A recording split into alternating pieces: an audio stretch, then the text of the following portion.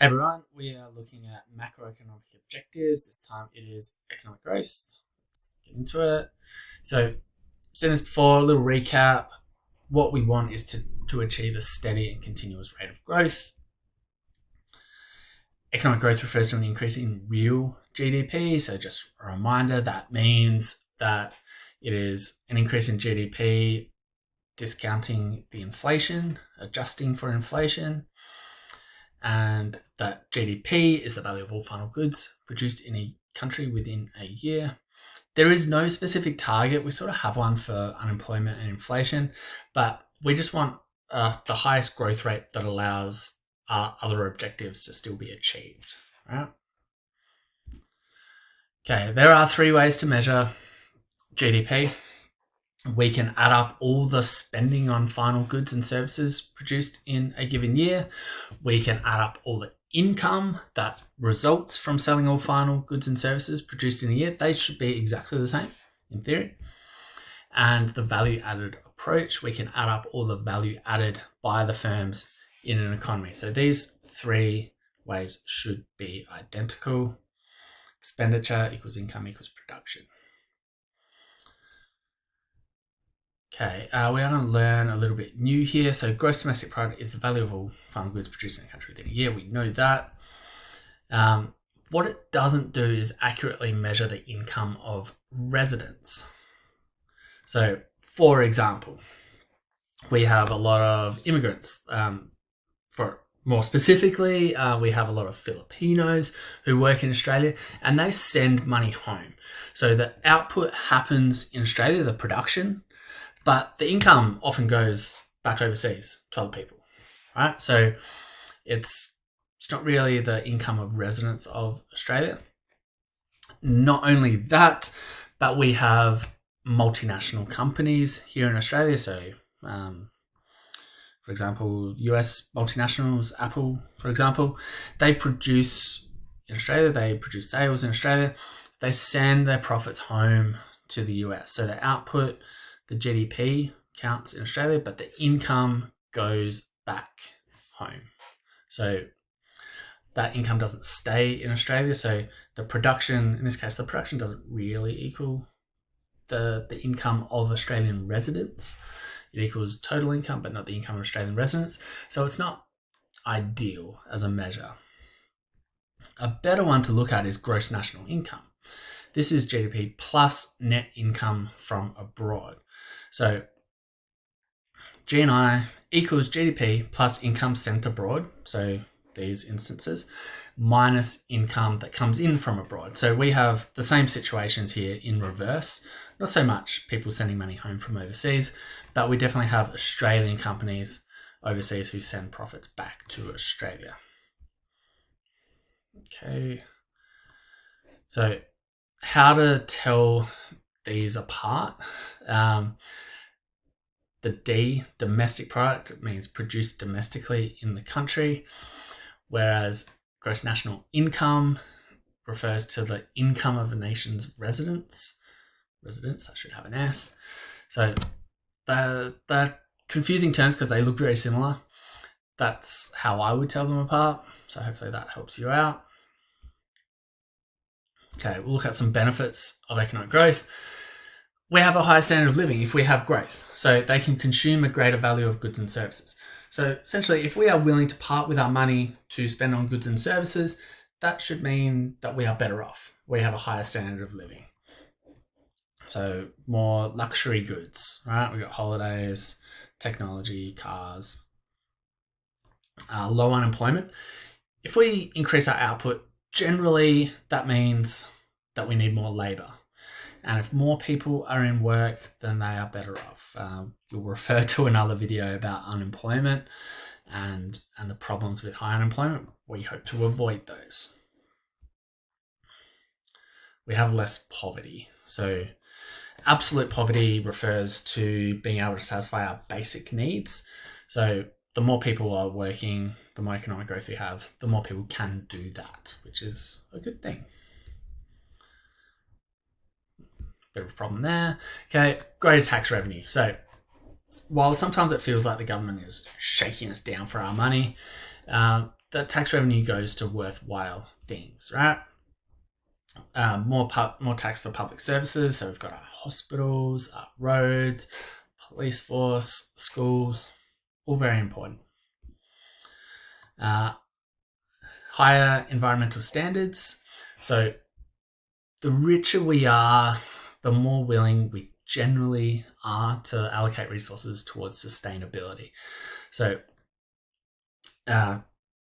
for example, we've been growing, for decades, and we are willing to reduce our emissions by 43% by 2030, which is not that far away.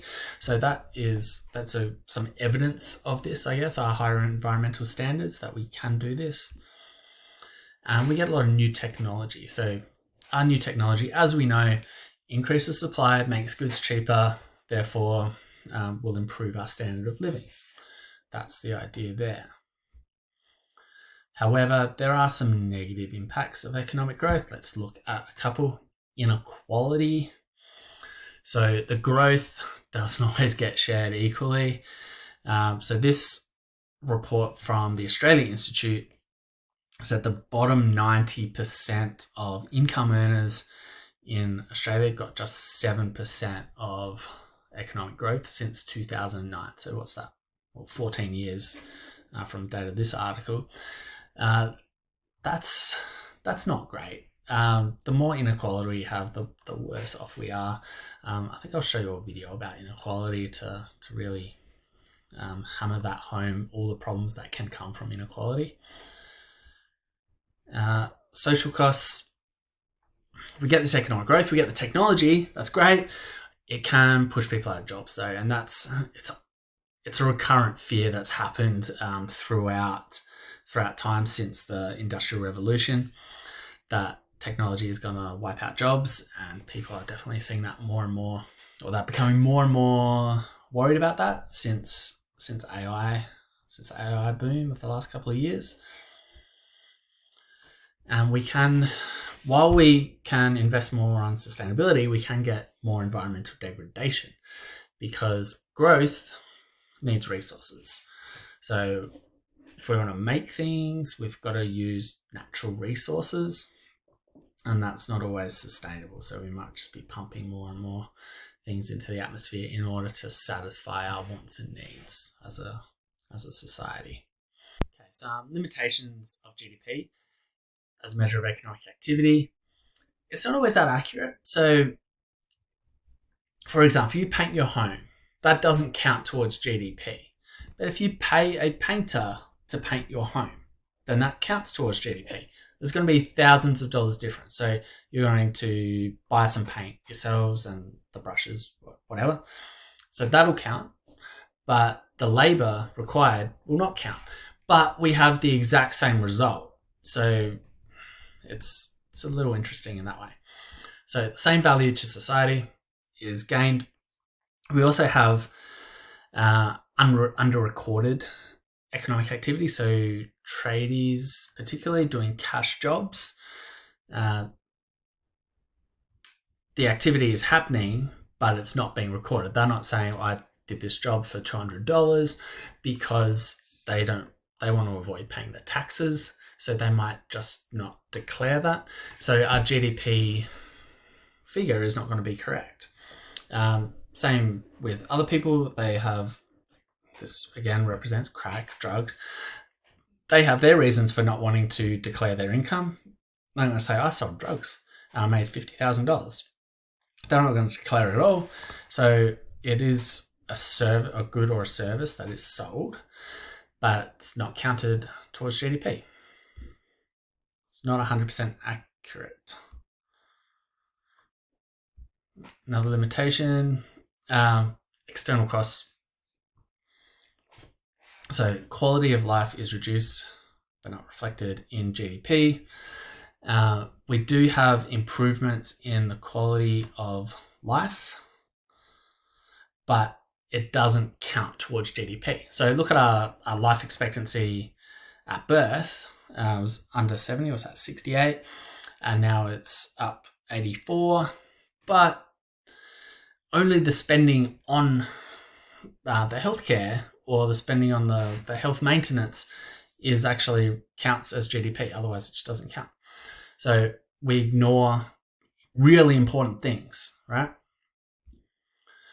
And the composition of the output. So how effectively are we answering that what to produce question? If we're producing things like tanks, military aircraft, submarines, if we're producing guns, how is that really what society wants? Are we producing the right things? So they will count towards GDP the same. A dollar counts as a dollar, but how much are the things we produce actually improving society? That's a question to answer. I'll leave us with this quote. Not everything that counts, I'll say it properly, not everything that can be counted counts, and not everything that counts can be counted. So GDP is a useful measure of things, but it doesn't tell us everything that needs to happen for society to be well off. So lots of other things are important too, but they're not as easy to count. So they tend not to be reported on, but they are really important. So think about that keep that in mind when we talk about economic statistics. Okay, I'll leave you there. Thank you.